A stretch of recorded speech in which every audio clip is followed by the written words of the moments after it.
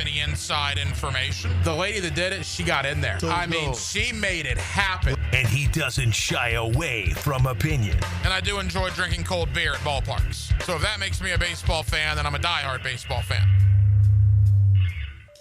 It's Hacker After Dark on 1010XL.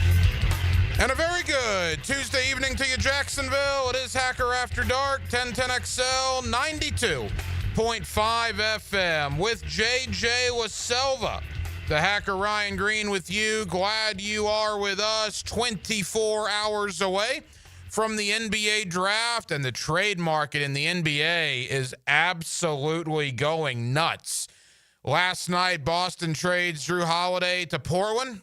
Tonight, Boston trades Kristaps Porzingis in a 3-team deal. Porzingis goes to Atlanta. So now Porzingis has been moved. Jrue Holiday has been moved. Kevin Durant has been moved. Desmond Bane has been moved. And the finals ended 48 hours ago. Talking to a lot of my NBA guys, no one has money really to spend in free agency. So we knew there were going to be a ton of trades. But I'm not even sure if they expected 4 big names like that to be dealt before the NBA draft. And, of course, the NBA draft, as I mentioned, tomorrow night, Cooper Flagg will go number 1 to Dallas. I guess the question here locally is Walter Clayton Jr., right? Where will arguably the best Florida basketball player in history, he's in the conversation, one of the most important Gator basketball players in history, leading Florida to a national championship, where will he go? Well, I know this. Apparently, Walter Clayton Jr., JJ, had 2 workouts with the Miami Heat. He then canceled every other workout that he had, and ESPN.com's final mock draft had Walter Clayton Jr. being drafted by the Miami Heat. So maybe you heard something and was like, this is where I want to go. This is a great city to live. Great organization, man. It is. But you know what, though? It is for so many people, not for me. That's going to be a clear case of love the guy in college, anybody but Miami, man. As an Orlando Magic fan, that would suck. That would be Derrick Henry going to the Titans-esque for me. I loved Derrick Henry. We had him in studio all the time when he was at Yulee High School. But of all the places he could have gone to, he went to the Titans. That would be kind of similar to Walter Clayton Jr. for me going to the Miami Heat. But we'll find out tomorrow night. The first round is tomorrow. The second round is Thursday. And we'll see, how many other trades may go down in the next 24 hours prior to the draft. Speaking of the draft, my buddy Mark Wise of ESPN, the man has forgotten more college basketball than I'll ever know. We'll talk to Mark about the NBA draft, about Cooper Flagg, about Dylan Harper, Ace Bailey, Walter Clayton Jr.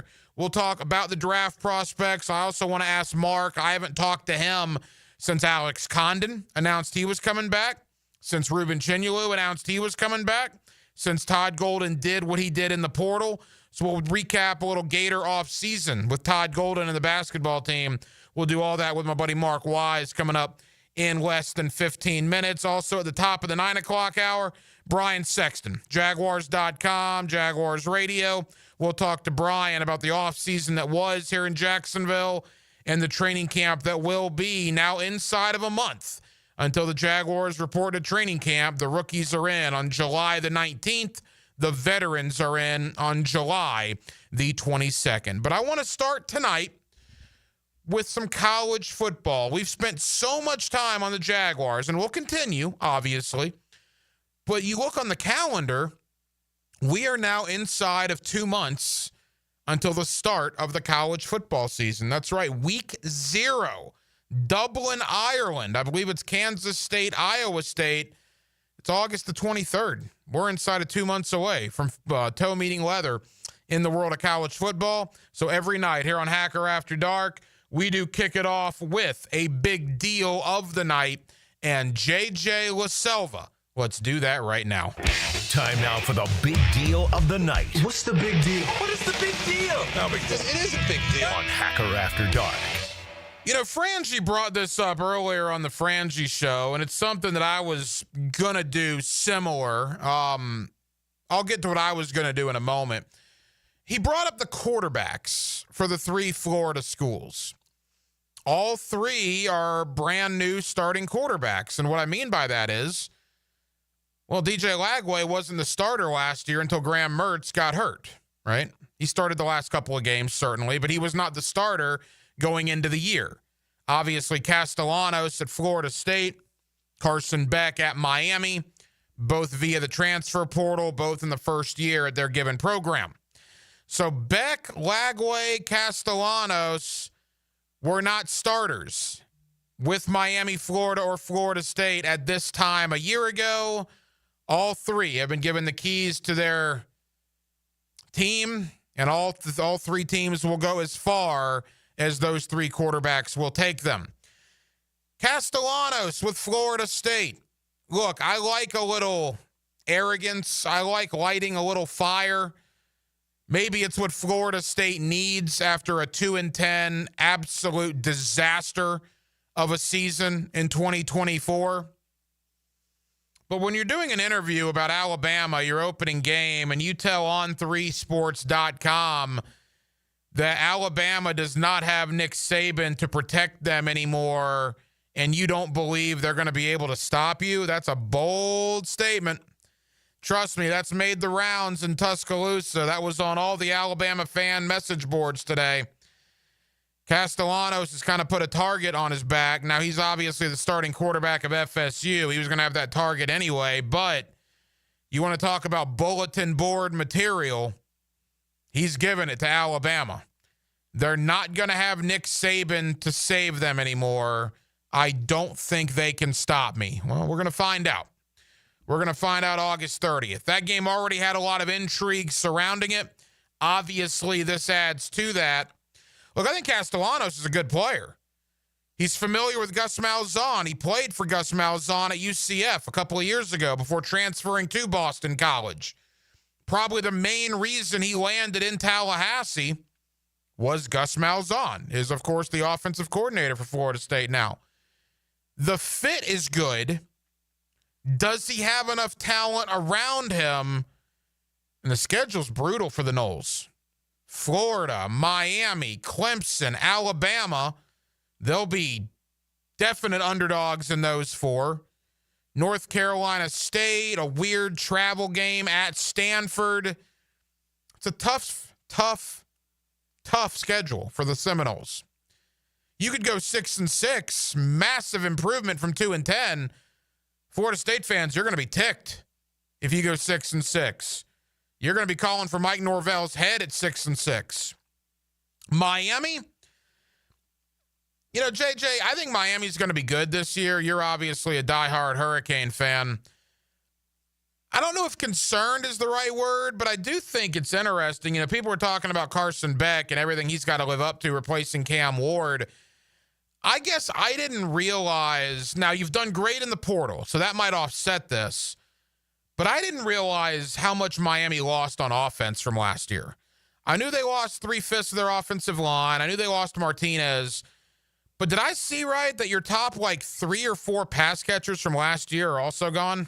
Yeah, they're reloaded. I wouldn't worry about that at all. They lost Restrepo and Arroyo. But listen, Lofton, tight end, way better than Arroyo is going to be. I'm telling you, this kid's an absolute freak. He was like a 5-star out of Las Vegas. As a true freshman last year, he was arguably the best athlete on the offensive side of the ball. They have the best offensive line coming back. I'm not worried about their offense at all. That's definitely not the side of the ball I'm worried about. So you're worried about the defense? Yes, just because of last year, how terrible it was, but it's a completely different defense. That's where they went heavy on the portal, was they have a whole new secondary, new linebackers. You know, they still have a decent pass rush. That was the one good thing about the team last year on defense. But yeah, I've heard nothing but great things about these young wide receivers on offense. JoJo Trader is going to be a freak. I think they're going to be fine on offense. I honestly think that he might have better offensive weapons than he did at Georgia last year. Wow. I mean, Georgia's offense, their skill players, they weren't anything to write home about at all last year. No, that's fair. That's fair. And look, we're going to find out about Miami really quick because Notre Dame and Florida Oh, yeah. in the first 4 weeks. And I think you probably appreciate that. You're going to know as a fan, and we're going to know watching Miami right out of the gate, right in the first month, if they got something or I not. like when they play in Long Island at first and then the big game second, but it seems like nowadays with they always want a huge game right off rip for TV. So like last year was Florida, and we've seen the LSUs versus Florida States anymore. So unfortunately, we don't get a warm-up game this year. It's like coming between Florida and Notre Dame. If Florida does get a warm-up game, but Florida's in the same boat. In the first month, Florida plays LSU in Miami. Yeah. So we're going to know pretty quick about the Gators, too. Speaking of the Gators, DJ Lagway. This is not going to be the most popular opinion because everybody is crowning DJ Lagway as a great quarterback and a Heisman dark horse and a guy that might lead Florida to the college football playoff. And he might be all that. He might be. I'm not saying he won't do that or he cannot do that. But I'm pumping the brakes a little bit, and I'll tell you why. And again, maybe I'm too much of a stats guy. And if I am, call me out on it. 12 touchdowns, 9 interceptions last year. And that's one thing, the touchdown-interception ratio. The other thing that concerns me about Lagway is he only completed 60% of his passes. That's not very good. A 60% completion percentage is not very good. And people say, well, they might have beaten Georgia had Lagway not gotten hurt. Well, maybe. Lagway was also 2 of 6 in that game before he got hurt. He wasn't exactly doing wonders as the Gator quarterback there with the Georgia Bulldogs coming after him. Here's my thought on Lagway in Florida. Lagway has all the potential in the world, but I guess I'm the kind of guy that needs to see it. I'm not ready to sit here and proclaim he's going to be a top quarterback in the SEC and a top 5 or 10 quarterback in the country based on what we saw last year. Now, did he play injured last year? Yeah, he did. Did he miss out on some valuable reps because he was a backup for half the year before Mertz got hurt? Yeah, he did. I mean, that's all fair and that is all accurate. But again, I see people having DJ Lagway, in the top 10 quarterbacks in America, top 3 or 4 quarterbacks in the SEC coming into the year. And I'm just sitting here thinking, all right, I see the potential. I see the thought process.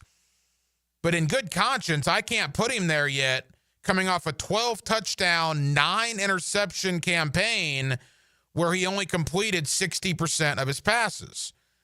But again, like Carson Beck at Miami and kind of like Castellanos at Florida State, we're going to find out really quick. Castellanos opens with Alabama. Beck gets Notre Dame and Florida in the first month. Lagway's got to go to the Bayou to start at night against LSU in week 3.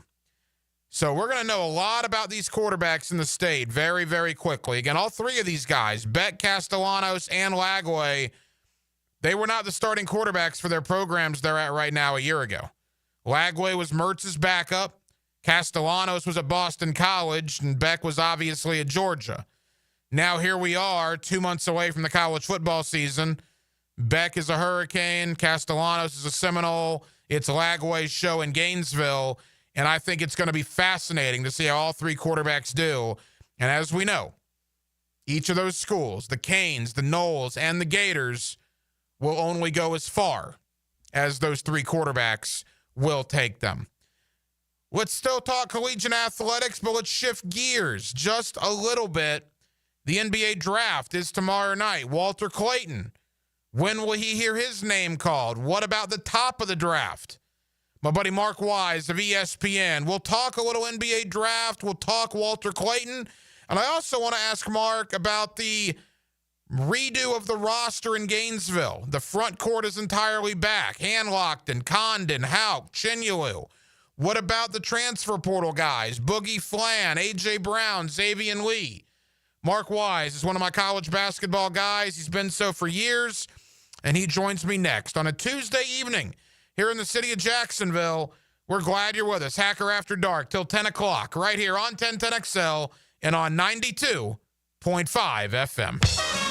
There's no business like show business. Now, this is serious business here, man. The Drill. We've got a mission. Dan Hicken and Jeff Prosser. Putting on a great show is the most important thing you can do.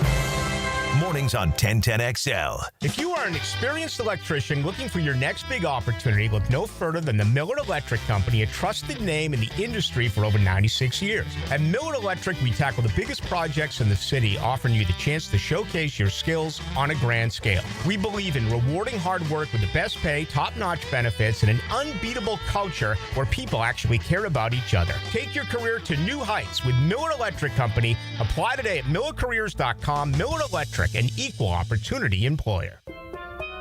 Here at the Almond Joy Factory, where tropical vibes abound, we use soft, fresh tasting coconut. The crunchiest almonds and delicious chocolate candy. Ah, but do you know what our most important ingredient is? Sometimes you feel like a nut. Sometimes you don't. Almond Joy's got nuts and something even way better than that. Yes, Almond Joy is made with almonds and joy. Where does Northeast Florida buy cars? Arlington Toyota. Mia here, and why Arlington? Selection. Arlington has over 800 new and used vehicles all in one location with everyday low prices. Plus right now, save big with zero down and just $288 per month for a pre-owned 2023 Toyota Corolla. Or how about no payments till January 2026 and 60-day exchange. Shop in person on Atlantic Boulevard, just a quarter mile east of 295, or online anytime at arlingtontoyota.com.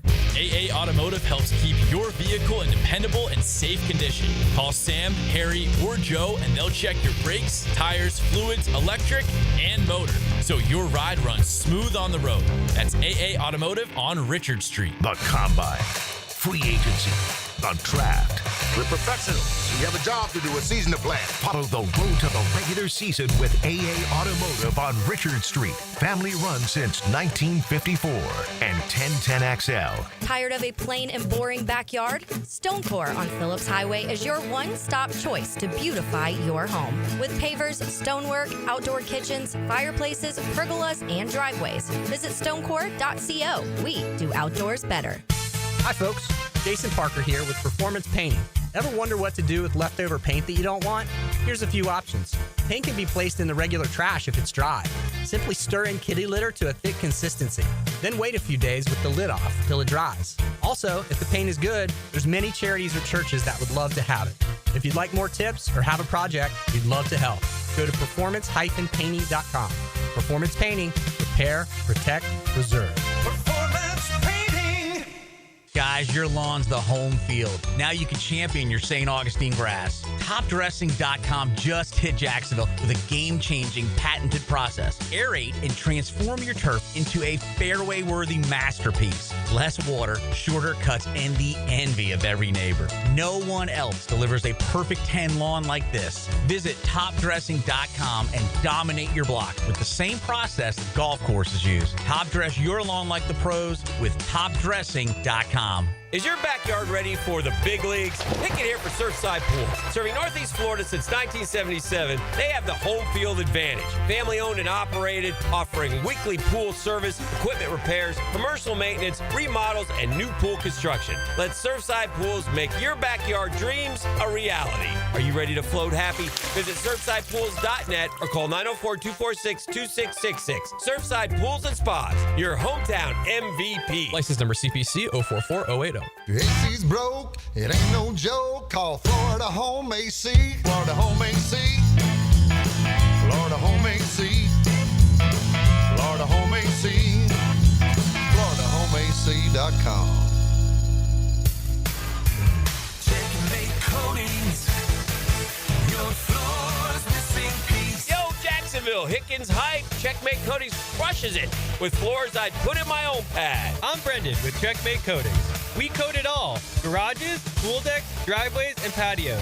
Be the envy of your neighbors. Rush to checkmatecoatings.com. Checkmate Coatings, your floor's missing piece. Checkmate Coatings. Your floor's missing piece.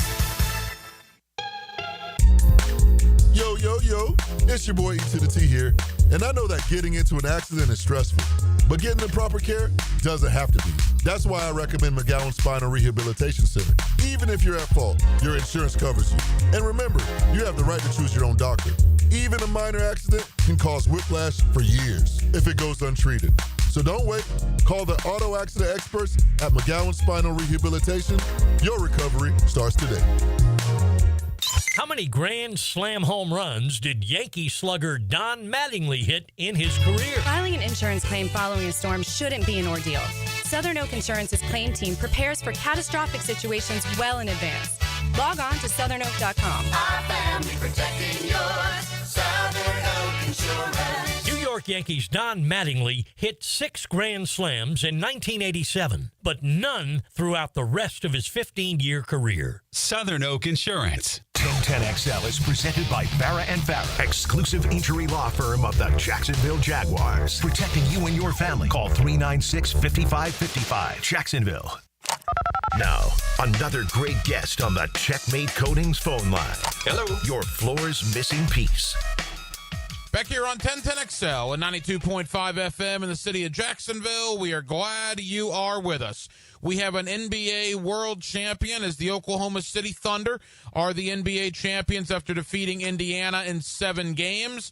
And, boy, the offseason's underway in the NBA, and wouldn't you know it, the NBA draft is Wednesday night, round number 1. There is no rest for the weary, no doubt about that. Let's talk about the draft. Let's also talk about a retooled Florida roster that is set to defend their national championship beginning here in a couple of months. My buddy Mark Wise of ESPN, always kind enough to join us here on 1010XL. Mark, I trust your summer is going well, man. How are you?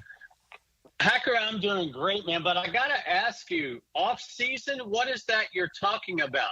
I don't know. Do college coaches have an off season? Do the NBA executives have an off season?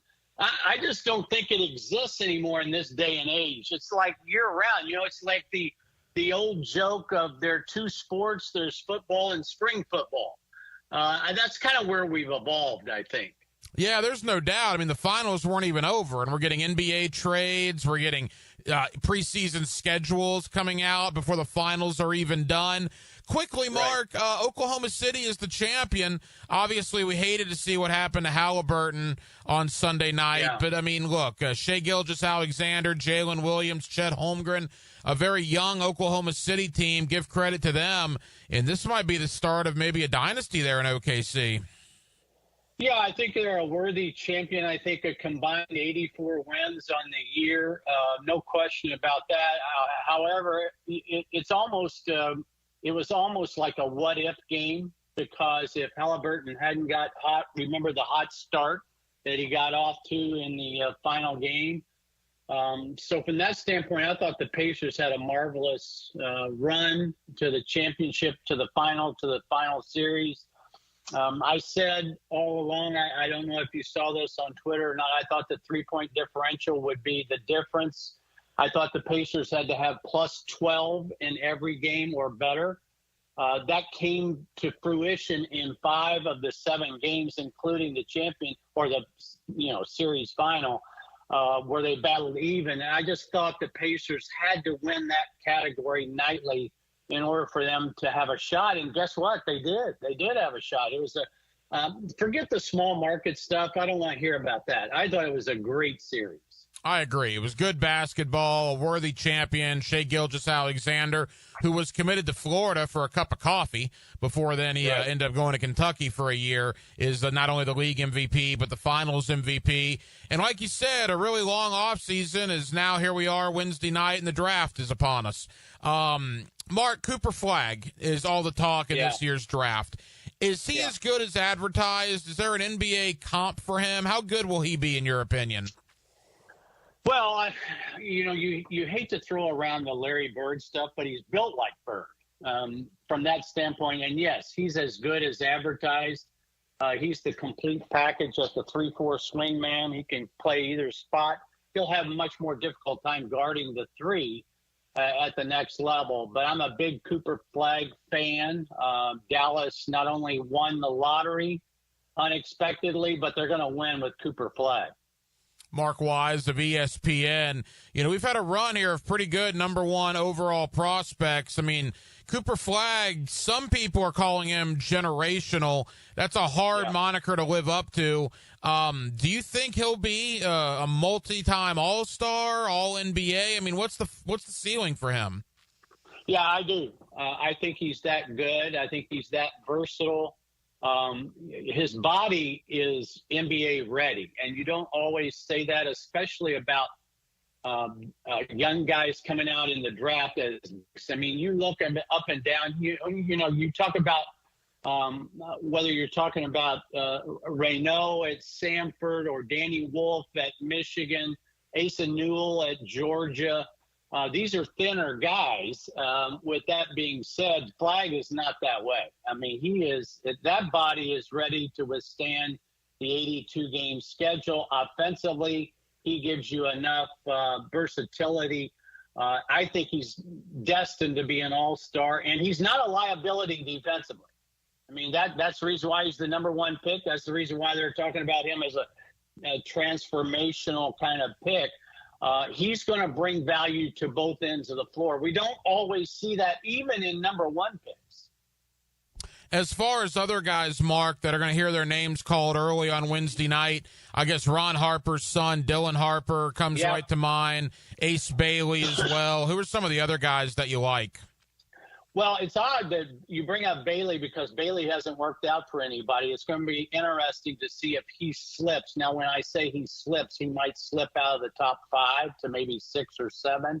I think everybody's in complete harmony that it's probably Flagg, Harper, and then Edgecombe, the outstanding freshman from Baylor. After that, then things kind of veer off in different directions. I'm a huge Trey Johnson fan. I had Texas 4 times this year. I think he's a ready-made shooter at the next level with his positional size. He'll have to play better defense, no question about it. You're talking about there are 2 guys. I mentioned one of these guys earlier. I'm really curious to see where these 2 guys go, and both are from the SEC. I mentioned Asa Newell at Georgia. 6'10", 6'11", thin, really doesn't shoot the 3 ball, and that's always a concern. If you can't shoot the 3 ball, then you better be able to bang inside. He's not built that way right now. So I'm curious to see where he goes. And at the other end of the spectrum, with the same set of problems, just a different body, is Colin Murray Boyles from South Carolina, who's a little bit undersized at 6'8", but he's got the body. He's gonna be able to bang in there, but he doesn't shoot the 3 ball at all. So in this day and age of stretch 4s and stretch 5s, I mean, take Indiana, for instance, with Turner. How many times did you see them throw the ball into Turner in isolation?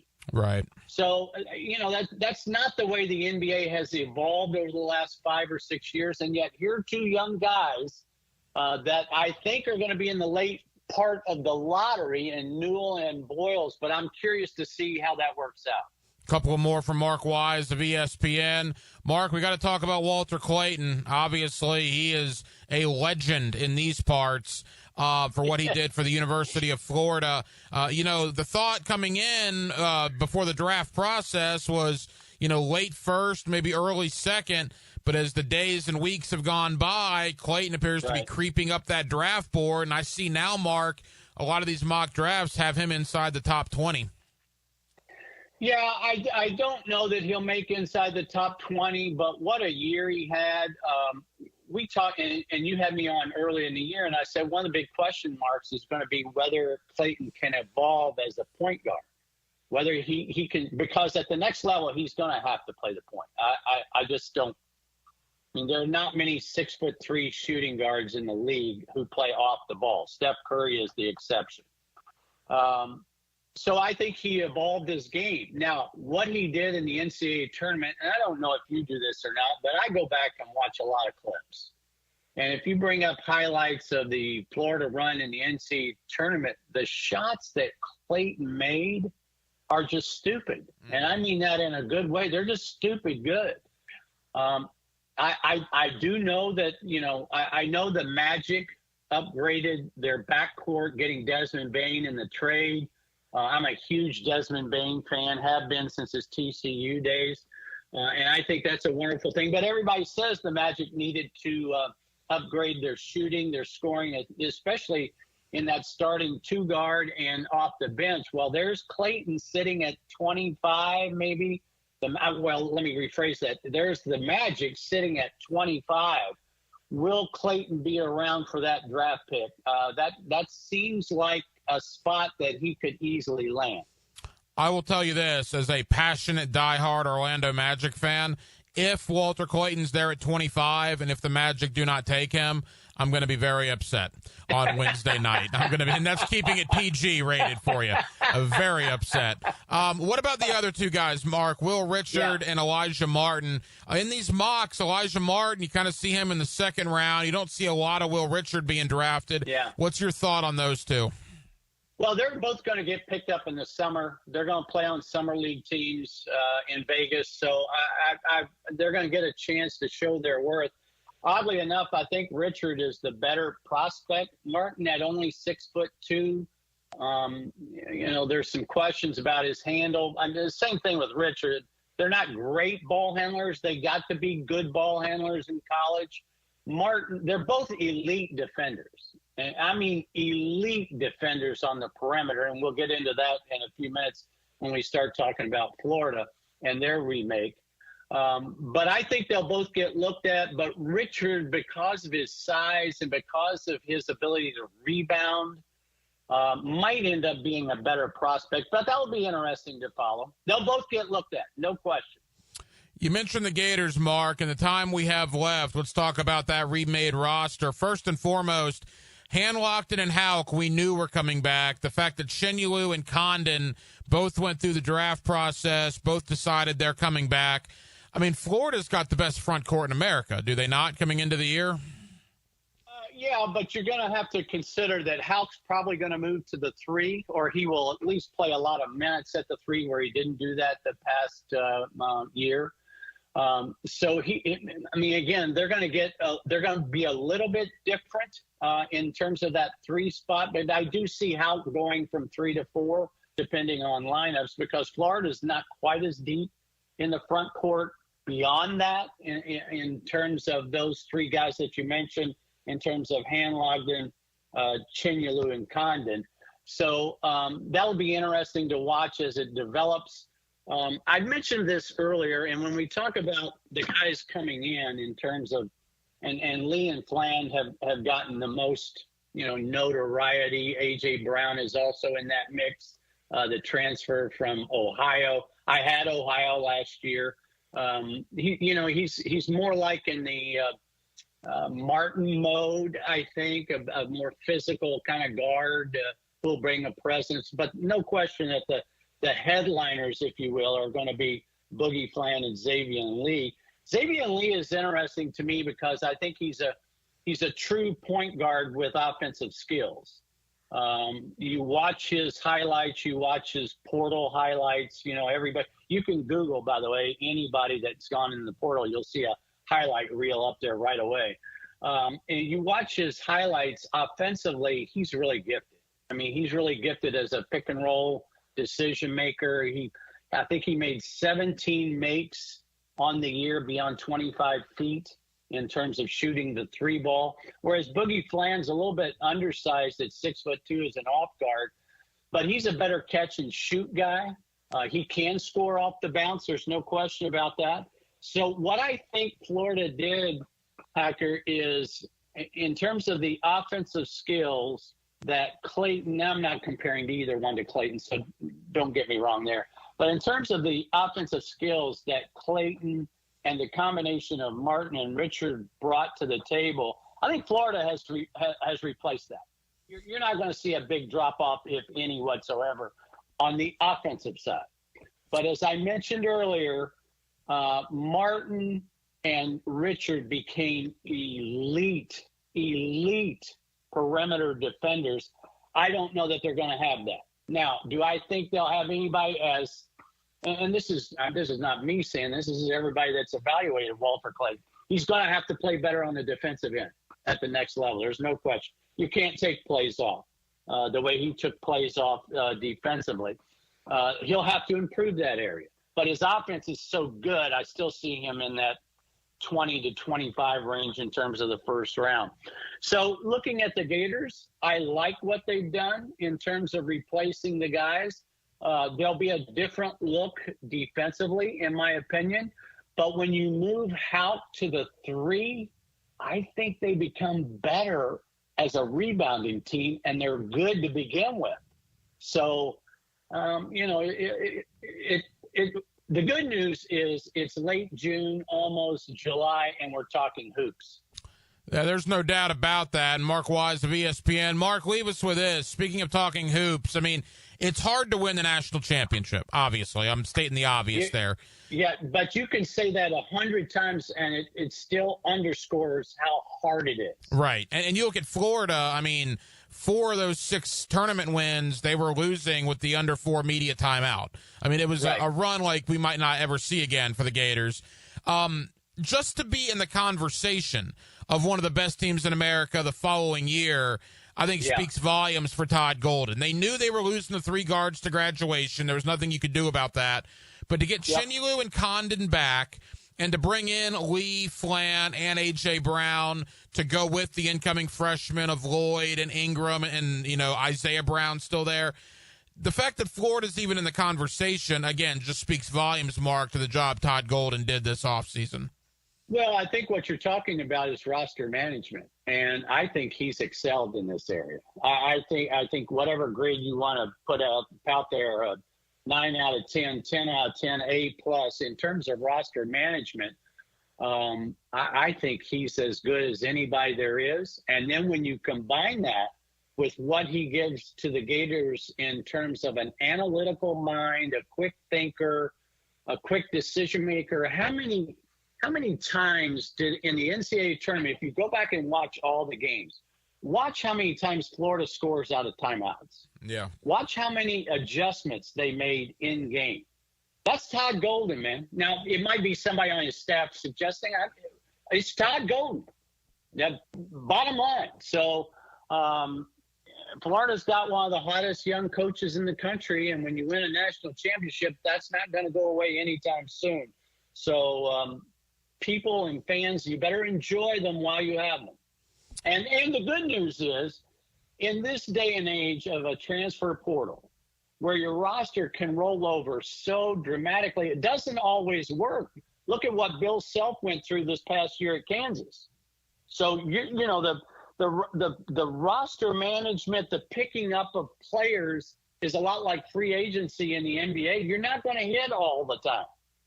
But right now, Florida seems to be hitting on all cylinders in terms of that roster management. Mark Wise of ESPN. Mark, again, I hope your summer is going well. Enjoy a little bit of downtime. We'll be talking again before you know it, tipping off the college basketball season in mid to late October. Thank you, buddy. All right, thanks, Hacker. Enjoy the summer. A hot day, ice cold drinks, and smoking hot sports takes. This is fantastic. I love it. Get the summer feeling on Jacksonville's Summer Station, 1010XL. Blue here for the Blue Crab House, located right off of San Jose. It's on Jewington Creek Road. They've been around since 1996. Indoor-outdoor dining. Also, takeout is available at the Blue Crab House. Open 4:30 to 9, Tuesday through Saturday. Sunday, noon until 9. Remember, Tuesday, $2 margaritas. Wednesday, $1 oyster night. How about the blue crabs? How about my personal favorite, the Canadian snow crabs? Whatever it is that you fancy, you get it right there. The Blue Crab House. Bueller. Stay cooler with Bueller. Hey, pal. Pretty nice weather we're having, huh? You think this is nice? I mean, it's sunny, warm.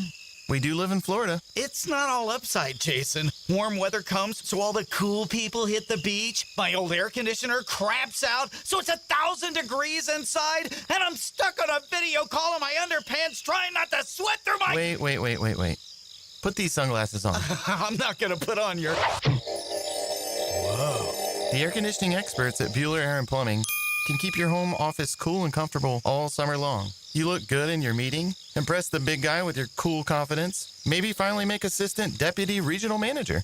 Wow, air conditioning can do that? Life moves pretty fast. If you spend all summer worried the weather is going to be too nice, you could miss it. Stay cooler with Bueller. Visit BuellerAir.com.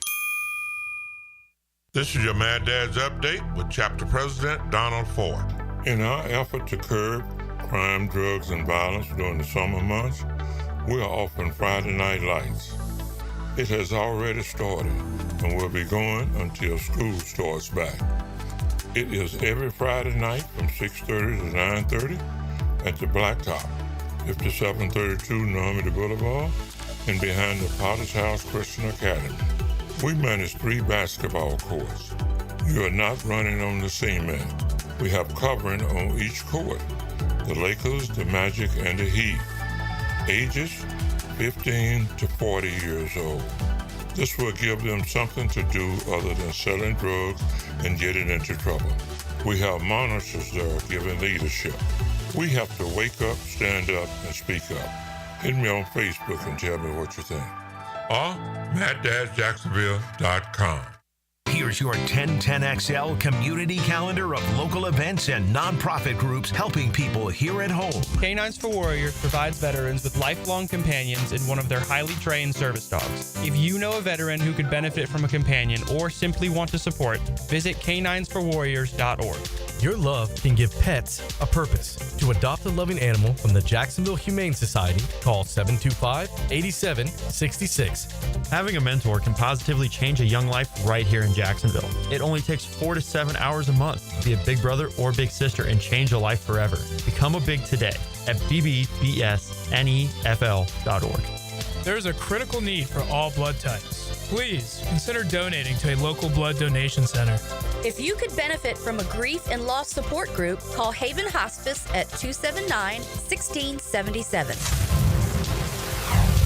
You can find out how to share your community event at 1010XL.com. I open the door and take you inside the locker room to get you closer to the field, the players and coaches you care about. Get a look at Hayes' blog on 1010XL.com. My blog is brought to you by Roland Reese Plumbing, where quality and experience count. Hi, I'm Sean Monahan from Monahan Jewelers in Atlantic Beach. Since 1977, we've been Jacksonville's local family jeweler with a beautiful selection of fine jewelry and certified diamonds. But we're also Jacksonville's leading buyer of gold, silver, and diamonds from the public. Gold's recently hit an all-time high at over $3,000 per ounce. Pay bills, buy something fun. Now is the time to sell your gold for cash and get top dollar, or trade it in for a new piece and get even more at Monahan Jewelers in Atlantic Beach. Yo, it's your main man E.T. here for Explore Clay. And Clay County is your destination this 4th of July. Start the morning with the Freedom 5K in Keystone Heights. Medals for the first 300 finishers and a scenic course through the shaded neighborhoods. Then enjoy the 57th annual celebration at City Hall with vendors, live music, and family fun. Wrap up the day at Moose Haven in Orange Park for the American Pride 4th of July, a free Riverside event with food, live entertainment, and fireworks over the St. Johns River. Discover more at exploreclay.com. When you're experiencing sudden, unexpected dental pain, the last thing you want to hear is that your dentist can't see you until next week. That's why I'm so glad I found Harbor Dental Care. Whenever I call, they always find a way to see me within 24 hours, and they can usually fix whatever's wrong the same day. Plus, they have locations throughout Jacksonville, so no matter what side of town I'm on, I can always count on the same great care. If you want to find a dentist who believes in treating people right, learn more at harbordental.care. That's HARBOUR dental.care.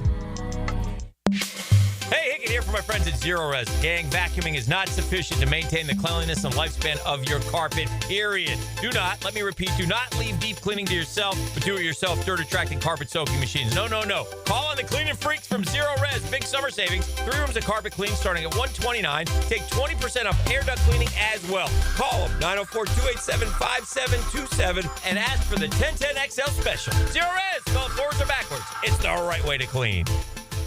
1010XL is presented by Farah & Farah, exclusive injury law firm of the Jacksonville Jaguars. Protecting you and your family. Call 396-5555. Jacksonville.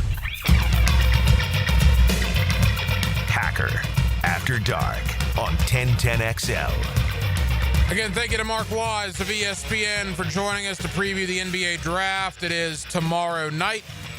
Cooper Flagg from Duke will be the number 1 overall pick. Locally here, all eyes are on Walter Clayton. Again, I thought it was interesting that it's being reported down in Miami that Clayton had 2 workouts with the Miami Heat, who own the 20th overall selection tomorrow night. After those 2 workouts, he then canceled workouts for other teams. So does that mean that it's a done deal, Clayton to Miami? We shall see. And we don't have to wait very long. Again, we'll find out tomorrow evening, the first round of the NBA draft. Round number 2 will take place on Thursday. We'll switch it back up to the NFL in just a moment. Brian Sexton, Jaguars.com, Jaguars Radio, to look ahead to training camp a little bit, talk about some position battles, and look back on the, quite frankly, the unbelievable offseason that was here with the Jacksonville Jaguars. I want to get into Aaron Rodgers in a moment, but inevitably, JJ, when you say something even the least bit negative about Florida or DJ Lagway, you'll get lambasted from people. And I've always been accused of being a Gator homer, having orange and blue glasses and hacker, you suck because the Gators this and the Gators that. I've heard it all. And now that I'm critical of Florida, I guess I'm losing my Gator card. Look, I'm not saying DJ Lagway is going to be a bad player. I'm not saying I'd rather have, this quarterback or that quarterback over DJ Lagway. That's not my intention at all. All I'm saying is we seem to be crowning a guy that completed 60% of his passes last year with 12 touchdowns and 9 picks. And I absolutely love the guy on social media that I guess took his time, and I always appreciate when people do this. They really thought through this answer. They went and got the completion percentage for Jaden Daniels, Caleb Williams, Bryce Young, and Joe Burrow in their true freshman years. Jaden Daniels, 61, Caleb Williams, 64, Bryce Young, 59, Joe Burrow, 58. Fair. That, to me, would be the glass half full approach of that stat.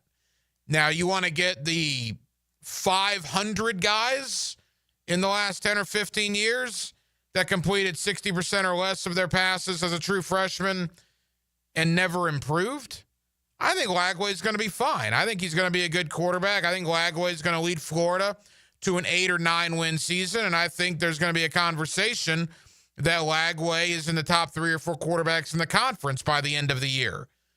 Do I think all of that right now? I don't know. I mean, who would you rather have, Nussmeier or Lagway? I'd rather have Nussmeier. Who would you rather have, Sellers at South Carolina or Lagway? I can tell you the NFL people are drooling about Sellers. Would you rather have Diego Pavia from Vanderbilt or Lagway? I don't know. Pavia showed some nice things last year. That's probably more of a conversation. I would take Lagway over Arch Manning because I've actually seen Lagway do some things. I've seen very little from Arch Manning. It'll be an interesting conversation. I'm rooting for the guy. Don't get me wrong. But I just think all the Gator fans here that have Lagway in New York as a Heisman finalist in December, coming off a 12 touchdown, 9 interceptions, 60% completion in his freshman year, I think he might be jumping the gun a little bit. Look, and I think it's an interesting conversation between Carson Beck and Thomas Castellanos. Of those quarterbacks, Frangie asked me this earlier, of those 3 quarterbacks, if all of them are healthy, we're presuming all of them to be 100% healthy, who would you rather have coming into the year? JJ, let me ask you. You're a diehard Miami fan. Would you trade Carson Beck for DJ Lagway? Not for this season, but overall, absolutely. But no, I think this season, just the experience factor, I would rather have Carson Beck, especially with a bunch of young talent on offense. I need a guy who's going to be able to control the huddle, get everybody rolling in the right direction, keep everybody's heads up when things aren't going good.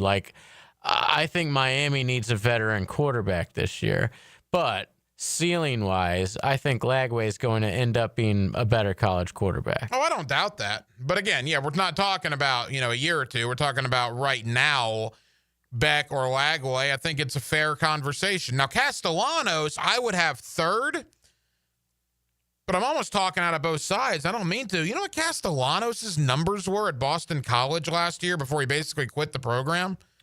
He was decent. I had 18 touchdowns and 5 picks. Yeah, he was decent the year before that, even when Miami played him. He wasn't benched. You know, like that's what a lot of people were thinking. He had a fallout with O'Brien. Exactly. It was about he kind of quit on his team. He knew that he was going to get an offer somewhere at a bigger school, and something happened with the coach. Yeah, but there's a lot of talk out there like, well, you weren't good enough to finish the season at BC. That's not how it went down. He was clearly the best quarterback on that team. Yeah, I think he's going to be good there. I don't know if he's going to be good enough for them to beat Alabama and win 8 games. But, yeah, I think he'll be decent, and they'll be decent. Yeah, I think all 3 quarterbacks have the potential to be good. I do wonder about some of the skill position talent at Florida State. And look, with Florida, I think their running game is going to be very good. You got 4/5 your offensive line back. That'll help Lagway. The running game with Jaden Baugh and Jackson and Webb, that'll help Lagway. Wide receivers? All right. I mean, let's think about this for a second. You got guys that are coming back from injury, right? Trey Wilson. Now, if he's healthy, he's very good, but he's coming back off a pretty brutal injury, right? A hip. I mean, it's one thing to come back from a shoulder or even a knee, but from a hip, you don't really know how that's going to respond. Now, they like the freshmen. You got Dallas Wilson, Nashawn Montgomery, Vernell Brown. All right. Can a guy like an Aiden Mizell or a Marcus Burke step up? They got Sturdivant, the transfer in from UCLA. There's potential there, but they don't have a go-to guy necessarily. If Trey Wilson's healthy, he's their go-to guy. But again, there's been injury issues with Wilson during his time at Florida. So I'm not sure about the wide receiver talent, but I do like the offensive line the Gators have, and I do like the running game the Gators have. Look, I have Florida roughly 8-4 would be my guess. All right, you look at these games. At LSU, I don't think they're going to win. I don't think they're going to go to the Bayou and win that game. All right, at night. If you want to take my Gator card from me, that's fine. I'm not going to pick them to beat LSU. I think they absolutely can beat Miami. Will they? That to me is a toss-up game. Could go either way. Miami's got the home field. Obviously, home field meant nothing last year. Miami came into the swamp and just beat Florida to death. Admittedly, it's a different Gator team now than it probably was then, and we'll see about Miami, but I think that's a 6 in one hand, half a dozen in the other. Are they going to beat Texas? Everybody loves Texas. Now, the game's in Gainesville. But, are you confident in saying Florida is going to beat Texas? I don't know. Are you confident saying Florida is going to go to Kyle Field in College Station and win at Texas A&M? And those are 4 games in a row, man. At LSU, at Miami, home Texas, and then at Texas A&M. That is brutal. Now, the back half of the schedule eases up, although, of course, you have Georgia here at the cocktail party. But then Tennessee, we really don't know about their quarterback. Plus, that game is in Gainesville. Florida State, again, in Gainesville. You do have to go to Oxford. Now, Ole Miss is replacing a lot, including Jackson Dart. But I think Ole Miss is going to be pretty fired up for the Gators coming to Oxford after what happened last year. So, look, 7-5 for the Gators last year. I think 8-4 is probably what I'm looking at. I have some Gator buddies of mine, good friends, that are saying 10-2, and I'm just sitting there scratching my head. 10-2? So if you think they're going to go 10-2, who are they losing to? Are they losing to LSU on the road? All right. And then let's say Texas is the other loss. That means you have them beating Miami on the road. You have them beating A&M on the road. You have them beating Ole Miss on the road. You have them beating Georgia here. Are you kidding? I mean, maybe that could happen, but I don't know why you would want to predict that before you even see this team play.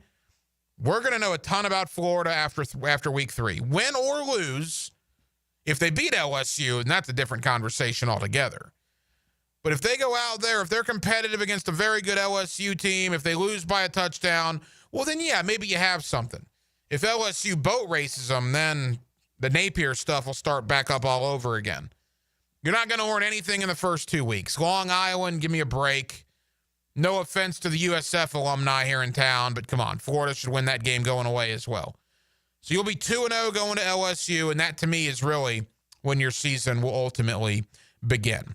1 hour down, 1 hour to go, Jacksonville. We'll take you up till 10 o'clock as we do every night right here on Hacker After Dark. Coming up next, inside a month away from Jaguar training camp. Brian Sexton, Jaguars.com, Jaguars Radio, does a terrific job. He's a Jaguar encyclopedia. We love having him on Hacker After Dark. Let's recap the offseason. Let's look ahead to training camp, and let's look at some potential position battles on the O-line, at running back, at safety. They're going to need to work themselves out when camp begins. Brian Sexton, Jaguars.com, next, right here on Hacker After Dark. He knows where the bodies are buried. We've been approached already by the DOD, the FBI, the CIA. We're a separate division. Bleacher Report college football insider Matt Hayes. I don't want to talk about it. Noon to 3 weekdays on 1010XL. Hey, it's Matt Hayes. The 4th is a few weeks away, and I know what you're thinking. I can't start a Wake 180 weight loss because I want to eat on the long 4th of July weekend.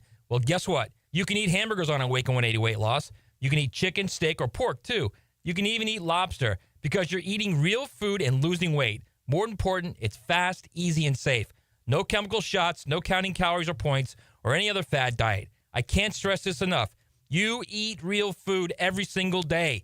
You know what else you're doing while losing weight with a Wake 180? Eliminating pain, fitting into clothes you haven't worn in years, sleeping through the night, and waking up refreshed and energized and happy. I lost 40 pounds in 9 weeks on a Wake 180, and Hacker lost more than 110. And you know what? You can lose whatever you want. It doesn't matter what your goal weight is. Awaken 180 weight loss will get you there quickly and safely by eating real food every single day. Awaken 180 weight loss is the clear path to success without disappointment.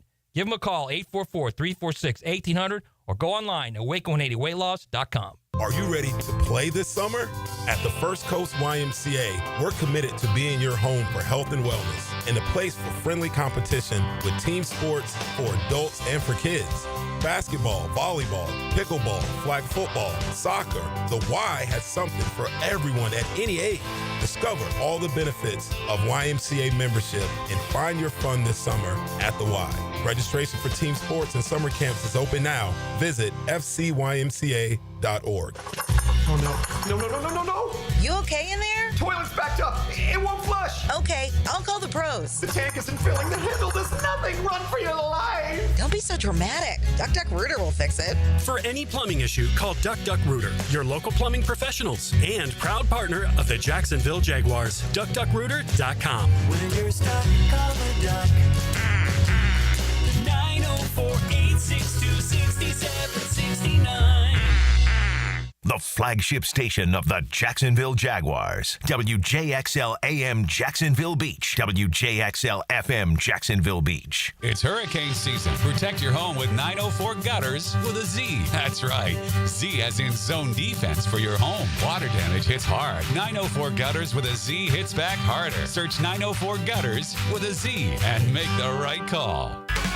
Spend an evening with heart. One night, 2 sets. A journey through the hits and timeless classics. This Tuesday night, St. Augustine Amphitheater. Tickets on sale now at AXS.com. Don't miss an evening with Heart live.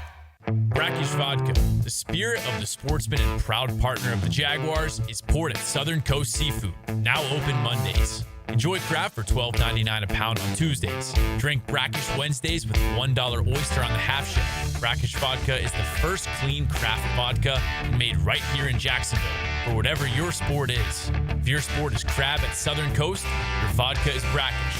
Southern Coast Seafood, now open Mondays. Brackish Vodka, proud partner of the Jaguars. Hey, Carline here. If you're shopping for a new ride, you've got to check out Atlantic Infinity. Not only do you get a luxury vehicle, you also get the Atlantic Infinity Promise Free with every new car. That's almost $2,500 in added value just for buying smarter, and you don't have to sweat it out on the lot. Shop in their indoor climate-controlled showrooms. It's cool, comfortable, hassle-free. They're on Atlantic near St. John's Bluff or or browse anytime at AtlanticInfinity.com. Mike Dempsey, and now's the time to get your roof hurricane ready with Apex Roofing and Contracting of Jacks Beach. Look, our rainy season is no joke, and if your roof's got damage, leaks, or it's just plain worn out, don't wait. Apex is local, dependable, and will show up on time using only premium materials with ironclad warranties. No shortcuts, no stress, just quality work you can trust. Skip the storm season scramble. Reach for the peak with Apex Roofing and Contracting in Jacks Beach or visit apexroofingfl.com. With Lee and Kate's Glass, you're gonna see a big difference. Hey, it's Frank Frangie. Look, when it comes to glass needs around the home, there's one name I trust, Lee and Kate's. It's local, family-owned, and they've been part of our community since 1926. They've taken great care of me over the years, and I know they'll do the same for you. Visit LeeandKatesGlass.com. With Lee and Kate's Glass, you're gonna see a big difference. Lucas Tree Service is a certified arborist and a local family-owned business with over 45 years of experience. They specialize in tree removal, trimming, and stump grinding for both residential and commercial properties. Get prepared for storm season and receive top-notch customer service from Lucas Tree Service, 904-241-3533. Online at lucastreeservice.com. 1010XL is presented by Farah and Farah, exclusive injury law firm of the Jacksonville Jaguars. Protecting you and your family. Call 396-5555. Jacksonville. Now, another great guest on the Checkmate Coatings phone line. Hello. Your floor's missing piece.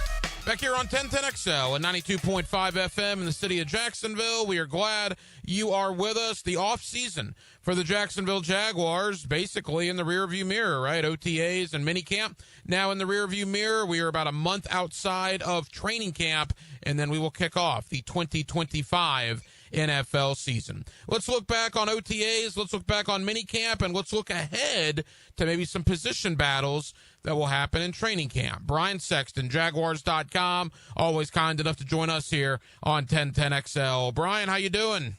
I'm good, Ryan. How's your summer going? It's good. It's good. I had a little getaway to Las Vegas with the wife. We went to see Kenny Chesney at the Sphere, which was absolutely incredible. But happy to be back. And look, you all of a sudden look at the calendar, Brian, and we're a month away from training camp, man. It's right around the corner.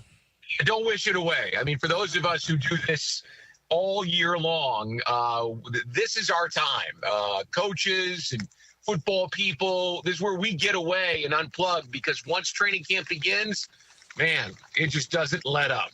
Yeah, there's no doubt, and you're exactly right. And as I've gotten older and a little wiser, I think I see that more and more. I don't do the day countdown anymore like I used to. But let's talk about what transpired over the last month. You and I haven't spoke since OTAs, and of course we had a mini camp last week. We'll get into some individual things in a moment, but from a mile-high view, Brian, do you think the coaching staff accomplished what they wanted to with the offseason program? Well, nobody would ever tell you they get everything they want mixed in. But the one thing Liam kept saying was that they had unbelievable participation and that they got done a lot of the work that they hoped they would get done, right? And, I mean, every coach is going to say, yeah, we got it all done. But you got to get it done in a manner where you're not just giving them the information, but they're taking it from the classroom to the field, then back to the film study and making progress. And from that perspective, I mean, Liam said it over and over and over, because they had most of the roster there, the entire program, they felt like they were in a good spot when minicamp ended. Brian Sexton, Jaguars.com. All right. Obviously, Travis Hunter was the one everybody wanted to see. There were a lot of other storylines that emerged, but let's begin with the first-round pick. Again, it's helmets and shorts. It is what it is, but it's all we can go on right now. Brian, what was your thought on Travis Hunter? Well, listen, there are just certain players on the football field, Ryan, and you've done this long enough that you know what I'm about to say, that move differently, the way that they walk onto the field, the way that they jog. They just look like lions out there on the Serengeti. They move differently.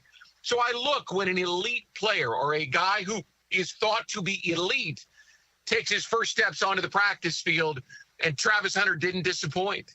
I mean, he's just so fluid, so effortless, so sudden.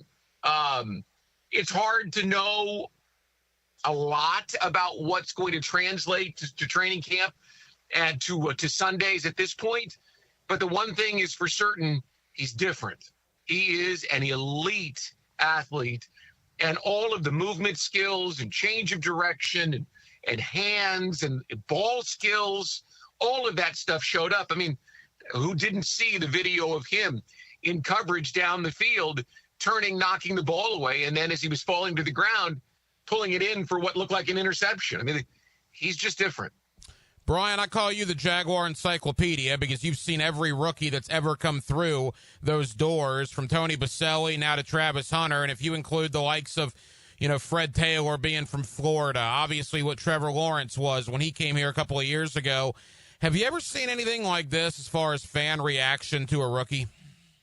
No, and listen, not because those players weren't great players deserving of attention, but we just live in such a different media culture in this day and age. I mean, he's got 3 or 4 million social media followers, and that includes a lot of casual fans, both here and around the country.